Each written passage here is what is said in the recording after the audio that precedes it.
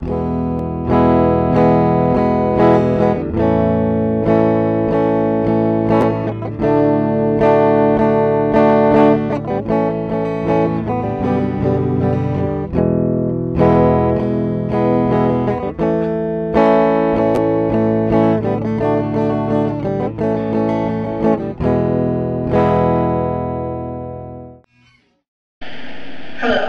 my name is Dr. Duggan.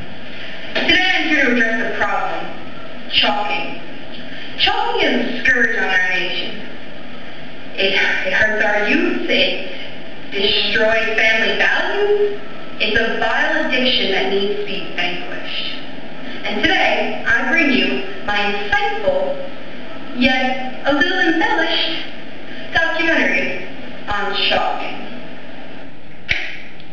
What you just witnessed is a clip from the documentary by Dr. Duggan entitled Trapped in a Crayola Box. This documentary was premiered last year in front of a small yet influential group of psychiatrists and doctors.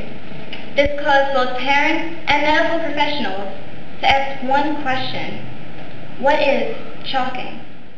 I, Valerie Kane, reporter and entertainment anchor for BSN, decided that someone would have to go and clear up the confusion surrounding this so-called problem.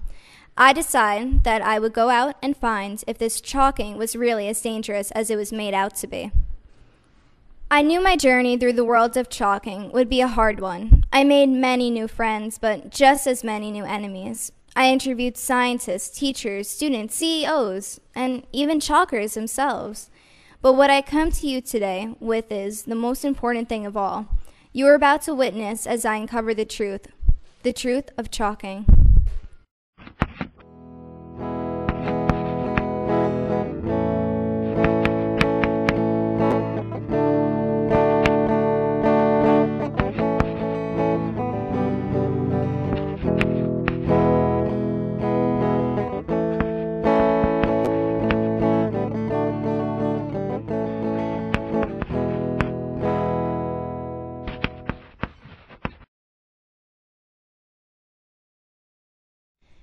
I decided that the first step in uncovering the truth of what chalking really was to be able to find out what the medical definition of chalking was.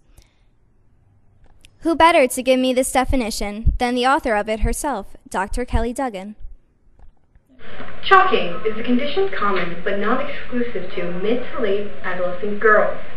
In certain cases, adolescent boys make up 20% of all known chalking cases, with a standard deviation of plus or minus 5.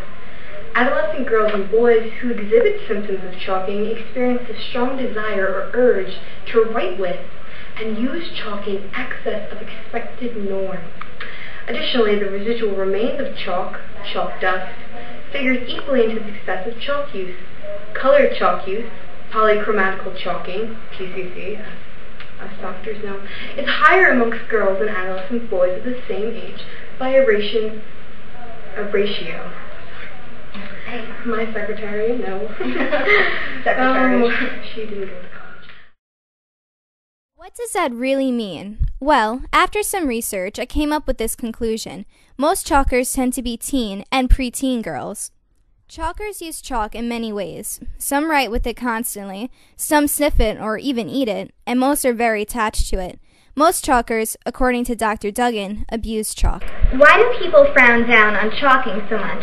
Here are a few opinions from anti-chalkers. So I'm here to speak about the problem that we have in high school today. And it's a very serious problem when you think about the ramifications and the consequences of actions of certain individuals with regards to chalk. Chalk has become a problem, and I don't think we're going to stand for it anymore. You see, the issue is, where are we all getting the chalk from? And I think if we could somehow cut the supply down of chalk, we would have cut the abuse down of chalk. Now, in cutting the supply down, it's going to hurt our teachers. We understand that. It's going to hurt hopscotch on the sidewalk. People who are involved in chalking think that it's a funny thing to do. It is, however, a very serious problem. When somebody eats the chalk, sniffs the chalk, it becomes a health problem. They get sick, they miss days of school, and as a result of their absenteeism, they're not able to pass the exams that the teachers give them. Also, those who eat the chalk wind up spending lots of money on dentists. Teeth start to rot, and it becomes another health problem. Bad teeth create sicknesses, not to mention the money the parents are spending on dentists.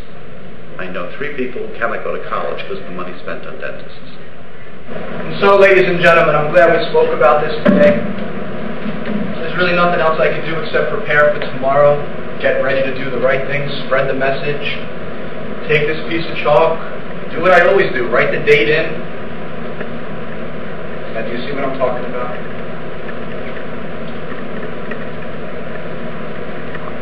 There's a problem, ladies and gentlemen. That's a problem.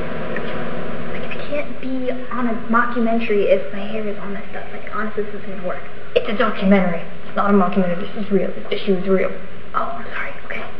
Alright, you sure it's good? You sure it's good? Alright, can we do this? Alright, can we roll again? Alright, roll again. Hello. I'm Selena Rivera, student council president. Above all, the greatest students that ever went to St. Barnabas. You don't know anyone better than me. Just stop trying. Goalie, third baseman, fundraising club, creator of the rainy day.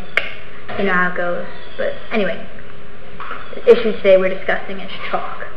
Personally, I'm against it. I mean, who needs chalk? I mean, who really wants this little piece of fun magical? No. Okay. Chalk, this little piece of material, has caused mass panic and wide chaos throughout the school. People are banning chalk from schools. People are switching to crayons and Sharpies. At the same time, can you walk the walk and talk the talk and stop chalking the chalk? An interesting fact that should be well noted. Mr. Veeam is actually a very important member of the anti-chalk movement. Yes, you heard me. There is an anti-chalk movement. In addition to being a teacher, I am an honorary member of the CIA, the Chalk Industry of America. The Chalk Industry of America was established in the year 2008 to catch chalkers at their job, at their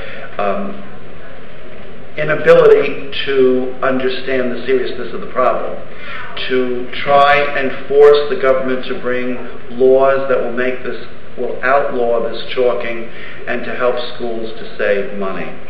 It's a wonderful industry and we need your help. Not monetarily, we need your help in calling when you catch a chalker, listing the names of the chalkers, and letting us know who's involved in chalk abuse.